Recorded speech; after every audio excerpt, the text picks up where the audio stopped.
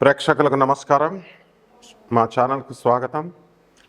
ముందుగా మా జ్యోతిష గురువులైనటువంటి మధుర కృష్ణమూర్తి శాస్త్రి గారికి, అలాగే బెంగళూరు వెంకటరామన్ గారు, Shakuntala world human computer Shakuntala Devi గారికి వారి యొక్క పాదపద్మాలకు నమస్కారం చేస్తూ, మరి ఈ రోజున మనం శుక్ర మహాదశ వస్తే ఏమిటి, ఈ 12 రాశుల పైన వాటి యొక్క ప్రభావం ఏ విధంగా ఉంటుందో మనం చూద్దాం. ముందుగా ప్రతి ఒక్కళ్ళకి కూడా శుక్రమహాదశ అండి అంటారు. శుక్రమహాదశ రావాలండి అని కోరుకుంటారు. కానీ అందరికీ తెలియని విషయం ఏంటంటే, ప్రపంచ జనాభాలో సగం మందికి శుక్రమహాదశ రాకుండానే చనిపోతారు. అంటే కొన్ని వర్గం వాళ్ళకి గురు మహాదశ వస్తుంది, కొన్ని వర్గం వాళ్ళకి శుక్రమహాదశ వస్తుంది. శుక్రమహాదశ వచ్చేటటువంటి బ్యాచ్కి గురుమహాదశ రాదు, గురుమహాదశ వచ్చేటటువంటి బ్యాచ్కి శుక్రమహాదశ రాదు. ఎక్కడో అరుదుగా ఈ గురుమహాదశ తర్వాత మనకి 16 సంవత్సరాలు, ఆ తర్వాత శని మహాదశ ఒక 20 సంవత్సరాలు, 36 అయిందా, 36 తర్వాత మనకి ఈ యొక్క గురుమహాదశ 16 ప్లస్ శని 19 అంటే 35 అయింది. ఇక్కడికి గురుమహాదశ వచ్చే బ్యాచ్కి 16, శని మహాదశ 19, 35, 35 ప్లస్ బుధ మహాదశ 17, 35 17 52. తర్వాత వచ్చేటటువంటిది మనకి కేతు మహాదశ 7, 57, 7 64.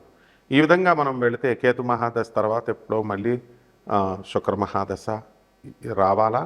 ఆ తర్వాత అందువల్ల అంటే 65 సంవత్సరాలు దగ్గరగా ఒక చక్రం తిరిగినప్పుడు గురుమహాదశ వాళ్ళు ఎక్కడో టచ్ అవుతారు. శుక్రమహాదశ ముసలాళ్ళు అయిపోయిన తర్వాత శుక్రమహాదశ అనేటటువంటిది వ్యర్థం అనమాట. గురుదేవులైనటువంటి దత్తాత్రేయ స్వాముల వారు మరి గాణగాపురంలో ఒకసారి ఒక చాకలి వ్యక్తి కోరుకుంటాడు వరం, గురుదేవా మరి నేను రోజు మీ బట్టలు ఉతుకుతున్నాను, అందరి బట్టలు భక్తులే ఉతుకుతున్నాను. ఈ రోజున భీమా అమరజా నది సంగమానికి మరి ఒక రాజుగారు తన చెలికెత్తలతో రాణులతో పరివారంతో రాజా టీవీ అనుభవిస్తున్నాడు. మరి అదంతా కూడా చూసిన తర్వాత నా మనసు చెదిరింది, నాకు కూడా ఈ జీవితం ఎందుకు రాజాలాగా బతకాలా అని అనిపిస్తోంది. అంటే అలాగే నిన్ను రాజుని చేస్తాను అంటాడు. రాజుని చేస్తానంటే శుక్రమహాదశ. అప్పుడు ఆయన ఏమంటాడు, అయ్యా నేను ముసలాడిని అయిపోయాను ఇప్పుడు గురుదేవా, అందువలన వచ్చే జన్మలో చేయండి అంటే గుల్బర్గా మహారాజుగా చేస్తాడు ఆయన, అతనే రవిదాస్. మరి ఈ విధంగా మనకి శుక్రమహాదశ అనేటటువంటిది వయసులో ఉండగా వస్తే అది ప్రయోజనం తప్ప మనకి ఈ యొక్క దశ మా వార్ధక్యం వచ్చిన తర్వాత వచ్చిన ఉపయోగం ఉండదన్నమాట.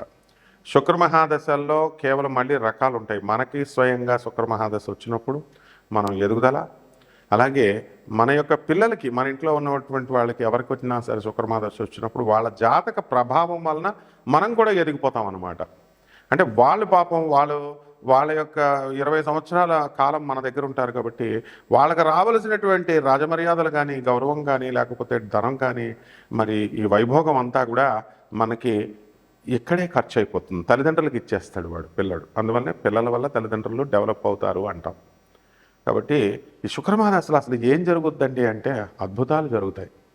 శుక్రుడు అంటే ఈ ప్రాపంచికమైనటువంటి సుఖాలు ఇచ్చేటటువంటి వాడు. మీకు 1కి 2, 3 కొత్త కార్లు కొంటారు. ఒక్కొక్కరికి కార్లు అమ్మేసేటటువంటి లక్షణాలు ఉంటాయి. వెంటనే కొంటారు, 6 నెలలు ఎంజాయ్ చేస్తారు, తర్వాత మళ్ళీ కారు మార్చేస్తారు. ఇళ్ళు, విల్లాలు, బంగళాలు, ఆ తర్వాత ఈ యొక్క స్త్రీలు, మందు, తర్వాత ఈ యొక్క మృష్టాన్న భోజనాలు, ఎవరికి ఇష్టమైనటువంటి నాన్ వెజిటేరియన్ ఫుడ్డులు, ఇలా బ్రాహ్మణులు అయితే నాన్ వెజిటేరియన్ కాకుండా మృష్టాన్న భోజనాలు. ఈ విధంగా శుక్రుడు ఏం చేస్తాడంటే పిల్ల పాపలతో, భార్యలతో, రాణులతో రాజవైభోగాలు ఇస్తాడు. అటువంటి శుక్రమహాదశ మీకు కావాలా వద్దా? కావాలి అనుకుంటే కొన్ని చిట్కాలు ఉంటాయి. అసలు మన వ్యక్తిగత జాతక చక్రంలో అసలు ఆ శుక్రమహాదశ మనకు తగులుతుందా? ఆ శుక్రుడు మనకి ఎంత బలంగా ఉన్నాడు? ఆ శుక్రుడు ఒకవేళ బలంగా ఉన్నా సరే అది ఎప్పుడు మనకి వికసిస్తుంది ఆ జాతకంలో? ఎప్పుడు మనం ఆ యోగాలను మనం అనుభవించగలుగుతామో? ఇలాంటి విషయాలన్నిటికీ కూడా మనం జ్యోతిష్కుల యొక్క అవసరం ఖచ్చితంగా ఉందన్నమాట. అంతేకాని యూట్యూబుల్లో చెప్పే వాటిని బట్టి లేదా పుస్తకాల మిడిమిడి జ్ఞానంతో బట్టి మేమంతా కూడా శుక్రమాదశ వచ్చేస్తుందండి, మాకు ఈ నక్షత్రం అండి, మాది కుంభరాశి అండి, మాది శతభిష నక్షత్రం అండి గురువుగారు, 3వ పాదం అండి, లగ్నం మాకు వృశ్చిక లగ్నం అండి, మాకు శుక్రమాదశ 1992లో వచ్చేస్తుందండి. ఏమిటిది? గురువు దగ్గరికి వచ్చేటటువంటి పద్ధతి అదేనా? మీరు ఎలా రావాలా? అయ్యా నేను ఈ ప్రాబ్లంలో ఉన్నాను, నేను ఈ చిక్కులో ఉన్నాను, మరి అటువంటి ప్రాబ్లం నుంచి నాకు విముక్తి చేయడానికి నాకు దారి చూపించండి అని రావాలా. ఏదో క్యాజువల్గా సరదాగా మనం ఆ యూట్యూబ్లో వచ్చేది, వాళ్ళు చెప్పేది, వీళ్ళ చెప్పేది, ఎవరు చెప్పినా ఒకటే ఉంటుంది. అలా కాకుండా మీరు చూసుకుంటూ ఉంటే జ్యోతిష్యాన్ని నవ్వుల పాలు కనుక చేసినట్లయితే మీ జీవితమే నవ్వుల పాలు అవుతుంది. నవ్వులాటకు జ్యోతిష్యం కాదు, it's a very serious mission. అందువలన ఇందులో చాలా జాగ్రత్తగా మనం ఈ శుక్ర మహాదశ మనకి ఎప్పుడు వస్తుంది, మనకి శుక్రుడు రివర్స్ ఫలితాలు కూడా ఇస్తాడు. ఇప్పుడు భార్య అనేటటువంటి ఆమె మరి సుఖాన్ని ఇస్తుంది, నీ ఇంటిని నిర్మాణం చేస్తుంది, నిన్ను గౌరవిస్తుంది, తన జీవితాన్ని అంకితం చేస్తుంది, తన తల్లిదండ్రులని ఫ్యామిలీని వదిలేసి నీ దగ్గరికి వస్తుంది. మరి నువ్వు కనుక సరిగ్గా ట్రీట్మెంట్ చేయకపోతే ఆమె బాధపడుతుంది. కొంతమంది మరి పెద్దల ఇంటర్ఫిరెన్స్ అనవసరంగా వీళ్ళిద్దరి మధ్య ఉన్నటువంటి గ్యాప్ని పెంచేసి వాళ్ళిద్దరు కూడా డైవర్స్ కారణాలు అవుతున్నారు. ఇది ఎప్పుడు జరుగుతుందంటే శుక్రుడు వ్యతిరేక దిశలో ఉన్నప్పుడు కానీ, వ్యతిరేక ఫలితాలు ఇచ్చేటప్పుడు కానీ, శత్రు క్షేత్రాల్లో ఉన్నప్పుడు కానీ మరి శుక్రుడు ఎప్పుడు కూడా మంచిగా చేస్తాడని అనుకోకూడదు, హాని కూడా చేస్తాడు. కాబట్టి మీరేం చేయాలండి అసలు ఫస్ట్ అంటే, ఈ హాని జరిగేటప్పుడు మనము భార్యే పెడుతుంది, సుఖాన్ని ఇచ్చింది, మరి కష్టాన్ని కూడా ఆమె వేస్తుంది, పోలీస్ స్టేషన్ తీసుకెళ్తుంది, తప్పే ఉంది, కోర్టులో కేసు వేస్తుంది, తప్పే ఉంది, నీకు ప్రెస్టేజ్ ఎందుకు? నీకు పోలీస్ స్టేషన్కి లాక్కెళ్ళిపోయారండి, నువ్వు నా లాక్కెళ్ళిపోయావు, కోర్టులకు నన్ను ఇడ్చేసావు కాబట్టి నేను నీతో కాపురం చేయను, ఇవన్నీ కుదరవమ్మా. ఎందువల్లంటే నువ్వు ఆమెను ఎక్స్ట్రీమ్ స్టేజ్కి తీసుకెళ్ళి సాగదీస్తే ఆడది ఎవరు కూడా ఇంచుమించుగా మీకు కోర్టులకు వెళ్ళరు, పోలీస్ స్టేషన్కి వెళ్ళరు. ఇది భారతదేశం, స్త్రీని గౌరవించే దేశం. కొన్ని పాతివృత్య ధర్మాలతో స్త్రీ కట్టుబడి ఉంటుంది. కొంతమంది మరి ఈ పోలీస్ స్టేషన్కి వెళ్ళారు, కోర్టులకు వెళ్ళారంటే యూ హ్యావ్ టు అడ్జస్ట్. అదే నాతి చరామి అంటే వివాహ వ్యవస్థలో. ఆమె కొట్టినా తిట్టినా నేను వదలను అని ప్రమాణం చేస్తావు, నువ్వే ప్రమాణం బ్రేక్ చేస్తున్నావు. మరి నువ్వు ప్రమాణం బ్రేక్ చేసి ఆ ఆడవాళ్ళ మీద తోసేస్తే ఎట్లా? కాబట్టి ఈ శుక్రమహాదశ ముందుగా వికసించాలంటే ఫస్ట్ ఇంట్లో మీ తల్లి దగ్గర నుంచి ప్రారంభించాలా. తల్లిని బాగా చూసుకోవాలా, తల్లికి తిండి పెట్టాలా, తల్లి చెప్పేది వినాలా. ముసలాళ్ళు అయిపోయారని చెప్పేసి వాళ్ళని మరి దూరంగా వదిలేయడం కానీ, మరి వేరే అనాథ శరణాలయాల్లో ఓల్డేజ్ హోముల్లో చేర్చడం చాలా తప్పు. తల్లిదండ్రులకి ఇద్దరు గుప్పుడు బియ్యం పెట్టకుండా తల్లినేమో అన్న ఇంట్లో పెట్టి 3 నెలలు, తల్లినేమో అదే టైంలో చిన్న తమ్ముడి ఇంట్లో పెట్టి వాళ్ళని సెపరేట్ చేసేటటువంటి, నిన్ను అలా సెపరేట్ చేసి పెంచారా వాళ్ళు? మరి భార్యకు భయపడి అలా చేస్తావా నువ్వు? Can't you convince your wife? నీ భార్యను నువ్వు ఒప్పించలేవా? మరి భార్య కూడా ఒప్పుకుంటుంది, ఏమండి బాబు మా భార్య ఒప్పుకోవట్లేదండి. నీ ప్రవర్తన బట్టి ఒప్పుకోదు, ఒప్పించుకునేటటువంటి వాళ్ళు ఒప్పుకుంటారు. హ్యుమానిటీ అనేటటువంటిది ఉంటుంది, మానవత్వం అనేటటువంటిది. కాబట్టి మీరంతా కూడా ఈ శుక్రమహాదశ రావాలంటే ప్రారంభం తల్లి నుంచి గౌరవించాలా, తర్వాత నీ భార్యను గౌరవించాలా, తర్వాత నీ ఇంట్లో ఆడపిల్లల్ని, నీకు పుట్టిన పిల్లల్ని గమనించాలా, గౌరవించాలా. నీ చుట్టుపక్కల ఉన్నటువంటి స్త్రీలందరినీ కూడా కామ దృష్టితో చూడకుండా నువ్వు చక్కటి మంచి దృష్టితో నువ్వు చూసినప్పుడు మాత్రమే శుక్రగ్రహము వికసిస్తుంది. అంతేగాని యూట్యూబ్లో చెప్పేటటువంటి జ్యోతిష్కులు శుక్రుడు బొబ్బర్లు కిలో బొబ్బర్లు ఇచ్చేయండి, తర్వాత చక్కగా దానాలు చేయండి, మనకి ఇది తెలుపు వస్త్రాలు దానం చేయండి, శుక్రవారం నాడు దానం చేసేయండి, 6 గంటలకు చేసేయండి, ఒక 50,000 పట్టరండి, నాకు 1,00,000 రూపాయలు పట్టరండి, నేను శుక్రుడికి మనం పూజ చేసేస్తామంటే నీ డబ్బులు వేస్తే తప్ప 0.0001% రిజల్ట్ కూడా రాదు. ఫస్ట్ బేసిక్స్ నుంచి రావాలి మీరు. అలాగే వాళ్ళకి డబ్బులు వస్తాయేమో కానీ నీకైతే మాత్రం ఫలితం శుక్రుడు తోలు తీసేస్తాడు, అందులో డౌటే లేదు మళ్ళీ. కాబట్టి ఈ యొక్క శుక్రుడికి ఈ మధ్యకాలంలో ఫ్యాషన్ అయిపోయింది, ఏమంటే ఆ టెంపుల్కి వెళ్తున్నామండి, ఈ టెంపుల్కి వెళ్తున్నామండి, అక్కడ జపాలు చేయించామండి, ఇక్కడ పూజలు ఇవి ఏమీ కూడా ఉండవు. స్త్రీ శాపం, శుక్రశాపం అంటే స్త్రీ శాపం. తల్లి శపించిందంటే ఇంక నువ్వు నీ జన్మలో, ఈ జన్మలో కాదు, ఇలాంటి 7 జన్మలో నువ్వు పైకి రావు. నీ పెళ్ళం శపించిందంటే 14 జన్మల పైకి రావు నువ్వు. నీ కూతురు శపించిందంటే 21 జన్మల బయటికి రావు. Multiples of 7.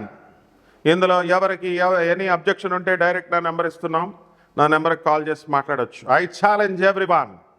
అంతేగాని చదువుకున్నాం మేము, చదువుకుంటే చదువుని కన్నింగ్నెస్ నేర్పుతుందా? వీడియో చూస్తున్నప్పుడు ఏంటి కామెంట్ చేస్తారు మీరు? మంచి చెప్పేది వినరా? మంచి చెప్పేది ఎక్కదా? మీ తల్లికి మీకు తిండి పెట్టమంటే మీకు భారంగా ఉందా? మీ పిల్లల్ని బాగా చూసుకోండి అంటే మీకు భారంగా ఉందా? టైటిల్ ఒకటి, సొల్లు ఒకటి అని కొంతమంది పెడుతూ ఉంటారు, అందరికీ పెడుతూ ఉంటారు. This is my classroom, నేను చెప్పేదే వేదం ఇక్కడ.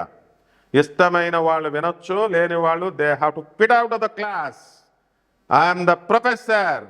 అందరు చెప్పినట్టు పిలక పట్టుకున్న పంతులు కాదు నేను. కాబట్టి ఈ శుక్రాచార్యుల వారంటే ఏమనుకుంటున్నారు అసలు?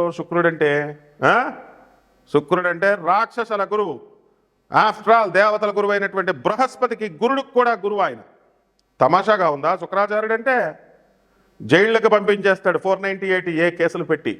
ఏంటది 498A? కట్న వేధింపులు, గృహ హింసలు. భార్య పెట్టేస్తుంది కేసులు నాయన. 494 ఐపీసీ, రెండో పెళ్ళి బైగామి చేసేసుకుంటున్నారని. 495 నీకు బెయిల్ రాదురా నాయన. 495 పెట్టేసిందంటే నీ పెళ్ళం, నీకు అసలు ఇంకా జీవితాంతం బయటకు రాలేవు. మళ్ళీ జాలిపడి ఆ లాయర్లు ఆ సెక్షన్ని మారుస్తారు 495 కింద. ఆ జడ్జీలు దయతలిచి ఈ జైల్లో కుమ్ము మగ్గైపోవాలని చెప్పేసి వాళ్ళు 494 కింద మారిస్తే ఒక పోలీస్ ఆఫీసర్, ఒక చక్కగా ఒక ల్యాండ్ కౌన్సిల్ లాయరు, జడ్జి ముగ్గురు ఒప్పుకుంటేనే పీపీ పబ్లిక్ అప్పుడు మాత్రమే సెక్షన్ మారుస్తారు. ఇవన్నీ నీకు తెలియదు సామాన్య మానవుడు. అబ్బే మా పెళ్ళాన్ని బాధేస్తా, అబ్బే మా పెళ్ళని ఎందుకు పెట్టాలా కేసులు అంటావు. నో, ఈ మధ్యన ఇంకోటి వచ్చేసింది, లివింగ్ రిలేషన్ వచ్చిందండి. సుప్రీంకోర్టు 498 కేసులో అసలు కేసులు లేవండి, కేసులు తీసుకోవట్లేదండి. నీకు ఏం తెలుసు నాయన? డీసీపీ పర్మిషన్ ఉండి డీసీపీ అబ్జర్వేషన్లో ఉన్నప్పుడు మాత్రమే నీ మీద కేసు, నీ ఒక్కడి మీదే ఉంచి నీ భార్యని, నీ తల్లిని, నీ తండ్రిని, నీ చెల్లెల మీద, నీ తమ్ముళ్ళ మీద పెట్టిన కేసు పక్కకు జరిపిస్తారు నాయన. ఇవన్నీ ఉంటాయి. ఇవన్నీ ఏం లేకుండా ఉత్తి కామెంట్ పెడితే, నా మీద కామెంట్ పెడితే నేనేం చేస్తాను తెలుసా? క్రిమినల్ నోటీస్ పంపించేస్తాం కదా. నా పుట్టలో నువ్వు వేలు పెడితే నేను కొట్టనా చెప్పు? ఫ్రీగా వచ్చిన వీడియో వినొచ్చు కదా, నువ్వు నేర్చుకోవచ్చు కదా, నీకు మంచిగా కదా చెప్తున్నావు. కాబట్టి శుక్ర మహాదశ రావాలంటే ఇవన్నీ ఫాలో అవ్వాలా. నీకు 20 సంవత్సరాలు చదువు వచ్చిందంటే చిన్నప్పుడు ఎల్కేజీ నుంచి నీకు టీచర్లు, స్కూల్ వాళ్ళు ఏం చెప్పారో ఆ డ్రెస్ వేసుకొని, ఆ బెల్ట్ పెట్టుకొని, ఆ రూల్స్ విన్నప్పుడు మాత్రమే నీకు డిగ్రీ వచ్చింది. ఇప్పుడు ఐఎమ్ బీటెక్, ఐఎమ్ ఎంఎస్ అంటే కుదరదమ్మా. శుక్రుడు తోలు చేసేస్తాడు. శుక్రాచార్యుడు కాసుకొని కూర్చున్నాడు. కాబట్టి జాగ్రత్తగా ఉండండి. ఇప్పుడు 12 రాశుల పైన మనం ఏ రకంగా ప్రభావం ఉందో చెప్దాం. మిథున రాశి.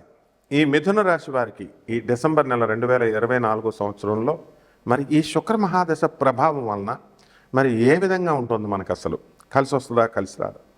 మిథున రాశి వారికి వ్యయంలో గురుడు ఉన్నాడు కాబట్టి ఖర్చులు ఎక్కువ. తర్వాత ఫ్రెండ్స్, పార్టీలు, ఏదో ఒక రకంగా చుట్టాలు, బంధువులు, మీరు వాళ్ళ ఇంటికి వెళ్ళడం, ఖర్చు అనేది అధికంగా ఉంటుంది. అలాగే ప్రభుత్వ సంబంధమైనటువంటి వ్యవహారాల్లో కాస్త వ్యతిరేకమైనటువంటి ఫలితాలు అనేటటువంటిది మనకి ఈ యొక్క రవి మనకి డిసెంబర్ 15 తర్వాత ధనుసు రాశిలో మరి ఉండడం, అంతకుముందు 2 వారాలు కూడా మనకి వృశ్చిక రాశిలో ఉండడం వల్ల కాస్త వ్యతిరేకమైనటువంటి ఫలితాలు రావడం జరుగుతాయి.